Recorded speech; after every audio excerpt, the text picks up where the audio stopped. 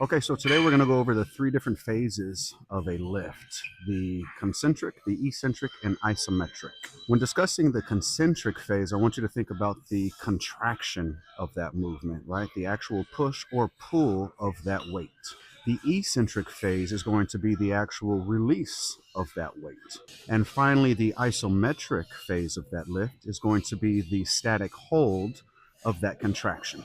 It is my belief that the concentric phase is actually the least effective when it comes to maximizing the growth and development of those muscles. With that said, it is also my belief that the most important phases of each lift would be the eccentric phase and the isometric phase. When weightlifting in the gym, we have what's called time under tension. What that implies is the hold, the isometric hold of that contraction, and the release of that hold or weight is what's going to be the most effective when it comes to muscle growth and development.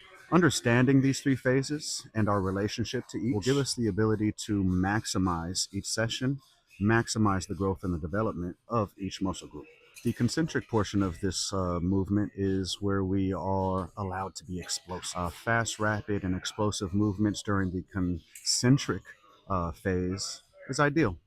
Now, the eccentric portion or eccentric phase of this lift is, in theory, going to be about 2 to 3 times as long in relation to tempo as the concentric portion of that movement. So what that means is if I am engaged in a bench press, I am going to take about 2 to 3 seconds to release that weight or release that bar to chest. And I can have about, a second on that concentric portion of the phase where I'm exploding off of my chest. So to use the bench press as an example again, eccentric phase being the release of that weight, the isometric phase, again, the static hold of that weight.